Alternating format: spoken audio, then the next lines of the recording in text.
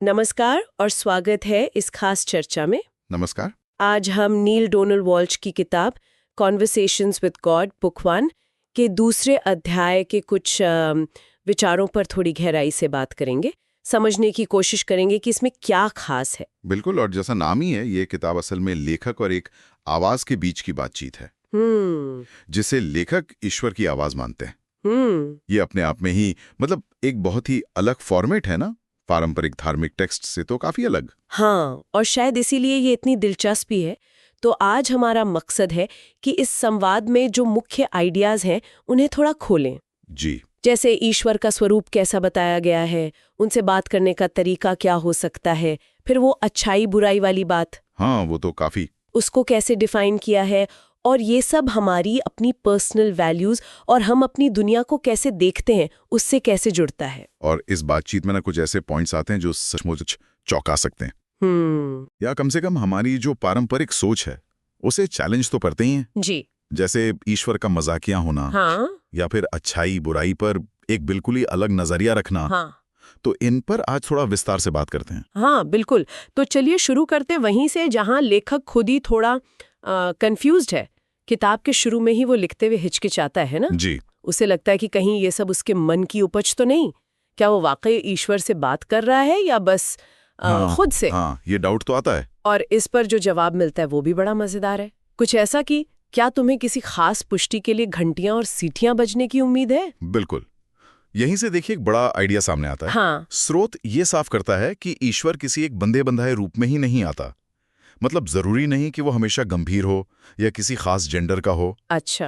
ये जो हमारी धारणा होती है ना कि ईश्वर को ऐसा ही दिखना या लगना चाहिए, हाँ। वो असल में हमें उसे अनुभव करने से रोक सकती है। हाँ, ये बात तो है। स्रोत मजाक में ये भी कहता है कि अगर कोई सिर्फ दाढ़ी वाले बूढ़े बाबा के रूप में ही ईश्वर को खोजता रहेगा, तो शायद ईश्वर सामने से भी गुजर जाए और वो पहचान ना पाए। ये सोच ईश्वर की जो सर्वव्यापकता है उसको लिमिट कर देती है। और ये बात भी कि ईश्वर सिर्फ महान गंभीर पलों में ही नहीं है, सही, बल्कि बहुत ही साधारण रोजमर्रा की चीजों में भी है। वो सलामी सैंडविच वाला उदाहरण जो आपने बताया था, हाँ हाँ, सुनने में शायद थोड़ा अजीब लगे, लेकिन वो इसी बात पर जोर देता है। बिल्कुल। स्रोत कहता है कि ईश्वर को कोई खास भाषा, खास लहजा या माहौल नहीं चाहिए। वो हंसी मजाक में भी है और बहुत ही आम बातों में भी है। ऐसा नहीं कि उससे सिर्फ प्रार्थना की धीमी गंभीर आवाज में ही बात हो सकती है। और इसे अगर हम स्रोत के इस मूल विचार से जोड़ें कि ईश्वर ही जीवन है, तो वो हर पहलू में मौजूद होगा, अच्छा बुरा, गंभीर मजाहिया, पवित्र अपवित्र, सब में। स्रोत के मुताबिक ईश्वर किसी चीज से घृणा कर ही नहीं सकता, क्योंकि वो स्वयं ही वो चीज है। ओह, अच्छा। हर चीज के होने के पीछे एक दिव्य उद्देश्य है, चाहे हम उसे समझे या ना समझें। ईश्वर सिर्फ ऊपर या नीचे या गर्म या ठंडा नहीं है, वो ये सब है और इनके बीच का सब कुछ भी। लेकिन फिर भी लेखक का जो संकोच है वो हाँ। बना रहता है। हाँ, वो तो रहता है। वो सोचता है कि क्या उसे इस तरह ईश्वर से बात करने का हक है। हाँ। क्या ये गुस्ताखी तो नहीं। इस पर स्रोत बाइबल के लेखकों का उदाहरण देता है। पूछता है कि क्या वो सब ईश्वर से बात नहीं कर रहे थे। सही। और प्रार्थना को अक्सर हम एक तरफा क्यों मान लेते हैं। क्यों लगता है कि हम तो ईश्वर से बात कर सकते हैं पर वो हमसे नहीं। ये बहुत अच्छा सवाल है। स्रोत का दावा है कि ये जो संवाद है ये सिर्फ लेखक के लिए नहीं है, ये हर उस इंसान के लिए है जो इन शब्दों को पढ़ रहा है या सुन रहा है। हाँ, और ये डायलॉग की प्रकृति पर ही एक जरूरी कमेंट है। स्रोत ये मानता है कि बहुत से लोग इसे पढ़कर शक करेंगे, सोचेंगे कि क्या ये वाकई ईश्वर की आवाज हो सकती है या ये लेखक का वहम है। हाँ, हो सकता है। स्रोत कहता है कि ईश्वर तो सबसे बात कर रहा है हर पल, पर शायद कुछ ही लोग सुन पाएंगे, बाकी शायद सिर्फ पढ़ेंगे और अपने जो पहले से बने हुए विचार हैं, पूर्वाग्रह। हाँ, पूर्वाग्रह, उनके कारण शायद इसे समझ नहीं पाएंगे या मानेंगे नहीं। ईश्वर से बात करने के लिए शायद एक खुलापन चाहिए ना, पहले से बनी धारणाओं से थोड़ा हटना पड़ेगा। यहाँ से हम एक और बहुत ही चुनौतीपूर्ण, शायद सबसे ज्यादा विवादित विचार पर आते हैं। जी। स्रोत ये कहता है कि ईश्वर अच्छाई को बुराई से ज्यादा प्यार नहीं करता। और इसे समझाने के लिए एक बहुत ही उत्तेजक उदाहरण दिया गया है, जिसे हम यहाँ बिल्कुल तटस्थता से सिर्फ स्रोत के नजरिए के तौर पर बता रहे हैं कि हिटलर भी स्वर्ग गया। हाँ, ये लाइन अक्सर लोगों को चौंका देती है। बिल्कुल। स्रोत कहता है कि ये बात ईश्वर के जो है सो है वाले परम स्वीकृति के भाव को दिखाने के लिए कही गई है। इस पॉइंट को समझना बहुत जरूरी है क्योंकि इसमें गलतफहमी की बहुत गुंजाइश है। हाँ। स्रोत का तर्क यह है कि बुराई कोई वस्तुनिष्ठ चीज नहीं है, ये एक मानवीय लेबल है। अच्छा। ये एक रिलेटिव कॉन्सेप्ट है जो हमें अच्छाई को पहचानने और समझने में मदद करता है। जैसे ठंडा समझने के लिए गर्म की जरूरत होती है, वैसे ही अच्छा समझने के लिए बुरे का रेफरेंस पॉइंट जरूरी है। ये दोनों जो हैं, व्हाट इज का हिस्सा है, मतलब अस्तित्व का हिस्सा। हाँ, अस्तित्व का हिस्सा। अब ईश्वर जो कि सब कुछ है, वो अपने ही एक हिस्से को दूसरे से ज्यादा प्यार या नफरत कैसे कर सकता है? ऐसा करना तो खुद के ही एक हिस्से को नकारना होगा। ईश्वर सिर्फ स्वीकार करता है बिना किसी जजमेंट के। ओके। ऊंचाई नीचाई से बेहतर नहीं है और न ही बुराई अच्छाई से कमतर है। ये सब रिलेटिविटी के खेल हैं, अस्तित्व के पहलू हैं। लेकिन फिर यहीं एक विरोधाभास जैसा लगता है। कहाँ पर? देखिए, एक तरफ स्रोत कह रहा है कि अच्छाई बुराई रिलेटिव है, ईश्वर सब स्वीकार करता है। हाँ। दूसरी तरफ वो ये भी कहता है कि अपनी वैल्यूज पर टिके रहो, उनके लिए लड़ो। ये दोनों बातें एक साथ कैसे चल सकती हैं? ये एक बहुत ही महत्वपूर्ण बारीकी है। स्रोत ये नहीं कह रहा है कि आप वैल्यूलेस हो जाओ। अच्छा। वो कह रहा है कि पहले ये समझो कि तुम्हारी वैल्यूज आई कहाँ से हैं। क्या वो वाकई तुम्हारे अपने अनुभव और तुम्हारी अपनी आत्मा की आवाज पर आधारित हैं? या वो तुम्हें विरासत में मिली हैं, पेरेंट्स से, समाज से, धर्म से, टीचर से? स्रोत कहता है कि ज्यादातर हमारी वैल्यूज बाहरी सोर्स से आती हैं और हमने उन्हें बिना जांचे परखे अपना लिया होता है। ओके। वैल्यूज अपने आप में सही या गलत नहीं है, वो बस जजमेंट्स हैं, आकलन हैं। तो फिर करना क्या है? क्या सारे पुराने मूल्यों को फेंक देना है? नहीं, बिल्कुल नहीं। स्रोत हमें अपने, मान लीजिए, वैचारिक घर की ईंटों की जांच करने को कह रहा है। मेटाफर अच्छा है। हाँ, देखो कि कौन सी ईंटें यानी मूल्य मजबूत हैं, तुम्हारी जिंदगी को सहारा देती हैं, तुम्हें खुशी और सेल्फ रियलाइजेशन की तरफ ले जाती हैं। ठीक है। उन्हें रखो, उनके लिए खड़े रहो। लेकिन उन ईंटों को पहचानो जो टूट चुकी हैं, जो अब तुम्हारी मदद नहीं करती बल्कि तुम्हें रोकती हैं, लिमिट करती हैं। उन्हें बदलने के लिए तैयार रहो। लक्ष्य घर तोड़ना नहीं है, बल्कि उसकी मरम्मत करना है, उसे अपने लिए ज्यादा फिट बनाना है। और हाँ, अपनी वैल्यूज के लिए खड़े रहो, पर इस प्रोसेस में दूसरों को चोट पहुंचाने से बचो। ये बैलेंस साधना जरूरी है। ये वैल्यूज की जांच वाली बात एक और बड़े आइडिया से जुड़ती है, जिसे स्रोत सबसे बड़ा पाप या सबसे बड़ी गलती कहता है। हाँ, वो कौन सी? और वो है अपने आप को दूसरों के अनुभव के आधार पर परिभाषित होने देना, अपने खुद के अनुभव को अनदेखा करना। अच्छा। जब भी हम किसी नई चीज का सामना करते हैं, हम अक्सर उस पर अपनी पहले से बनी बनाई धारणाओं का मुलम्मा चढ़ा देते हैं। हाँ, बिल्कुल। बजाय इसके कि हम उसे वैसे ही अनुभव करें जैसी वो है। स्रोत इसके बहुत सटीक उदाहरण देता है, जैसे ह्यूमन सेक्सुअलिटी।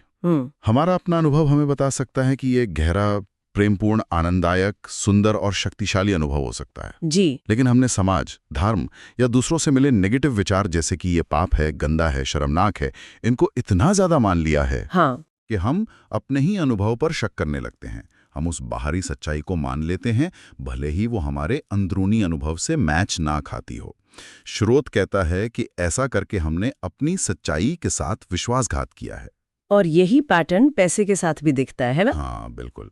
स्रोत कहता है कि पैसा जब आता है तो अच्छा लगता है, उसे पाना, उसे खर्च करना, उसे सुरक्षा महसूस करना, इसमें नेचुरली कुछ भी बुरा नहीं लगता। सही बात है। लेकिन हमें बचपन से सिखाया जाता है कि पैसे वाले लोग लालची होते हैं, पैसा बुराई की जड़ है, स्पिरिचुअलिटी और पैसे का कोई मेल नहीं। इन बाहरी शिक्षाओं के असर में आकर हम अपने सहज अनुभव को नकार देते हैं और फिर अनजाने में ऐसी सोच और बर्ताव अपना लेते हैं जो पैसे को हमसे दूर रखता है।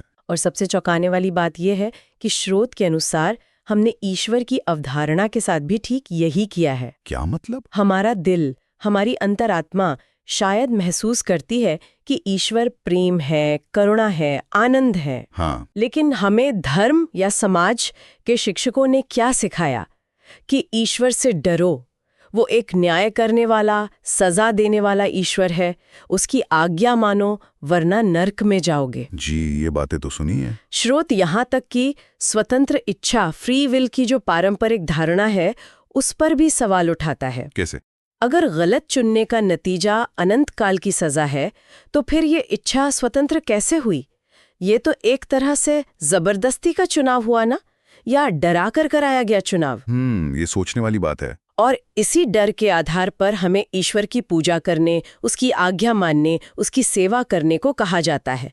जैसे ये सब शर्तें हैं ईश्वर का प्रेम पाने की। यहीं पर स्रोत एक और बहुत क्रांतिकारी, शायद सबसे ज्यादा पारंपरिक धर्मों को चुनौती देने वाली बात कहता है। वो क्या है? वो ये है कि ईश्वर को इनमें से किसी भी चीज की जरूरत नहीं है। जरूरत नहीं है? हाँ, पूजा, आज्ञाकारिता, सेवा, ये मांगे राजाओं की होती थी, खासकर उन असुरक्षित राजाओं की जिन्हें अपनी प्रजा से लगातार कंफर्मेशन चाहिए होता था। ये दिव्य मांगे नहीं है। ईश्वर, जो स्वयं ही सब कुछ है, उसे किसी चीज की जरूरत कैसे हो सकती है? वो तो परिभाषा से ही पूरा है, उसे किसी बाहरी चीज से कुछ नहीं चाहिए। ये तो वाकई बहुत अलग नजरिया है। अगर ईश्वर को हमारी पूजा या आज्ञा की जरूरत नहीं है, तो फिर वो चाहता क्या है? उसका उद्देश्य क्या है? स्रोत कहता है कि ईश्वर की जरूरतें नहीं बल्कि इच्छाएं हैं, और ये बहुत गहरा अंतर है। अच्छा, इच्छाएं? हाँ, पहली और सबसे बड़ी इच्छा है स्वयं को अपने हर रूप में, अपनी पूरी महिमा में जानना और अनुभव करना। वो सिर्फ जानना नहीं चाहता कि वो क्या है, वो उसे एक्सपीरियंस करना चाहता है। दूसरी इच्छा है कि हम मनुष्य, जिन्हें उसने अपनी ही छवि में बनाया है और अपनी रचनात्मक शक्ति दी है, हम भी स्वयं को जानें और अनुभव करें, जिस भी रूप में हम चुनना चाहें। ओके। और तीसरी इच्छा है कि ये पूरा जीवन, ये सारा ब्रह्मांड निरंतर आनंद, सृजन, विस्तार और हर क्षण में पूर्णता का अनुभव बनता जाए। वाह! स्रोत का दावा है कि ईश्वर ने इन इच्छाओं को पूरा करने के लिए एक परफेक्ट सिस्टम बनाया है, और ये सिस्टम अभी इसी पल काम कर रहा है। अच्छा। फर्क सिर्फ इतना है कि ईश्वर ये जानता है और हम मनुष्य अक्सर से भूल जाते हैं या महसूस नहीं कर पाते। क्या स्रोत कोई तरीका बताता है कि हम इस सिस्टम को कैसे महसूस करें या ईश्वर के नजदीक कैसे आएं? हाँ, स्रोत ईश्वर के 5 दृष्टिकोणों का जिक्र करता है, जिन्हें अपनाकर हम ईश्वरत्व का अनुभव कर सकते हैं या उस दिशा में बढ़ सकते हैं। वो क्या है? ये हैं हर चीज में आनंद खोजना और व्यक्त करना, हर चीज से प्रेम करना, हर चीज को स्वीकार करना जैसा वो है, हर चीज को आशीर्वाद देना और हर चीज के लिए कृतज्ञता महसूस करना। ये पांचों मिलकर एक जीवन जीने का तरीका बताते हैं, जो स्रोत के अनुसार हमें हमारी असली प्रकृति के करीब ले जाता है। चलिए अब वापस लेखक की जो पर्सनल चिंताएं हैं उन पर आते हैं। जी। बातचीत के दौरान उसे ये डर भी लगता है कि कहीं लोग उसे पागल न समझें ये सब लिखते हुए। हाँ, ये तो होगा। या कहीं उसका छिपा हुआ मकसद सिर्फ पैसा कमाना तो नहीं है इस किताब को छापकर। ये बहुत ही स्वाभाविक मानवीय चिंताएं हैं, खासकर जब कोई इतने अनकन्वेंशनल विषय पर लिख रहा हो। सही बात है। स्रोत इस पर भी बात करता है।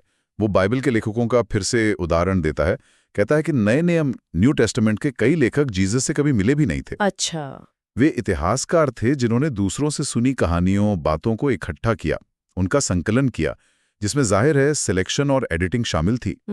और बाइबल अकेली पवित्र किताब नहीं है दुनिया में, और भी ग्रंथ हैं जो सामान्य लोगों ने प्रेरणा के पलों में लिखे हैं। जी। स्रोत ये भी मानता है कि इस किताब की जो मॉडर्न बोलचाल की भाषा है, वो शायद कुछ लोगों को इसे सीरियसली लेने से रोकेगी। क्यों? क्योंकि उनकी एक इमेज बनी हुई है कि ईश्वर की बातें ज्यादा गूढ़, ज्यादा फॉर्मल भाषा में होनी चाहिए। हाँ, ये हो सकता है। और पैसे कमाने वाली चिंता का क्या लेखक का मकसद मुनाफा था? हाँ, ये भी सवाल उठता है। स्रोत के अनुसार लेखक जब ये बातचीत लिख रहा था तो उसका शुरुआती मकसद सिर्फ अपने पर्सनल गहरे सवालों के जवाब पाना था, अपनी निराशा और उलझन को दूर करना था। इसे एक किताब के रूप में पब्लिश करने का आइडिया बाद में आया, और स्रोत दावा करता है कि ये आइडिया भी उसी यानी ईश्वर की ओर से आया था। अच्छा। लेखक को सलाह दी जाती है कि वो अपने इरादों पर शक करना बंद करे और बस अपना काम करता रहे। फाइनल रिजल्ट क्या होगा ये उसके हाथ में नहीं है। तो हमने आज नील डोनाल्ड वॉल्श की कॉन्वर्सेशंस विद गॉड के इस हिस्से से कई गहरे और सोचने पर मजबूर करने वाले विचारों को छुआ। बिल्कुल। ईश्वर की प्रकृति और उनसे संवाद के तरीके पर एक बिल्कुल नया नजरिया, अच्छाई और बुराई की पारंपरिक धारणाओं को चुनौती, अपने व्यक्तिगत मूल्यों को अपने अनुभव की कसौटी पर कसने का महत्व, और ये क्रांतिकारी विचार कि हम अपनी वास्तविकता के सह निर्माता हैं और ईश्वर को हमारी पूजा की जरूरत नहीं है। बिल्कुल। और इन सभी विचारों के केंद्र में जो बात बार बार सामने आती है वो है सेल्फ एक्सप्लोरेशन और सेल्फ रिस्पॉन्सिबिलिटी पर जोर। हाँ। स्रोत लगातार पढ़ने वाले को अपने अंदर झांकने, अपनी मान्यताओं को परखने और ये देखने के लिए प्रेरित करता है कि क्या उनके मौजूदा विचार और मूल्य उन्हें वाकई खुशी, पूर्णता और अपने सच्चे स्वरूप की ओर ले जा रहे हैं? ये सवाल शायद इस पूरी चर्चा का सबसे महत्वपूर्ण प्रैक्टिकल टेक अवे है। और इसी आत्मान्वेषण की भावना को आगे बढ़ाते हुए हम अपने श्रोताओं के लिए एक आखिरी विचार छोड़ जाते हैं जिस पर वो सोच विचार कर सकते हैं। जी। अगर, जैसा कि स्रोत सुझाता है, हमारी वास्तविकता काफी हद तक हमारी मान्यताओं से बनती है और इनमें से कई मान्यताएं हमने बिना परखे विरासत में अपना ली हैं जो शायद हमें रोक भी रही हैं, तो वो कौन सी एक गहरी बैठी हुई विरासत में मिली मान्यता हो सकती है जिस पे अगर आज सवाल उठाया जाए तो शायद जिंदगी में किसी नए अनपेक्षित अनुभव या संभावना का दरवाजा खुल सकता है?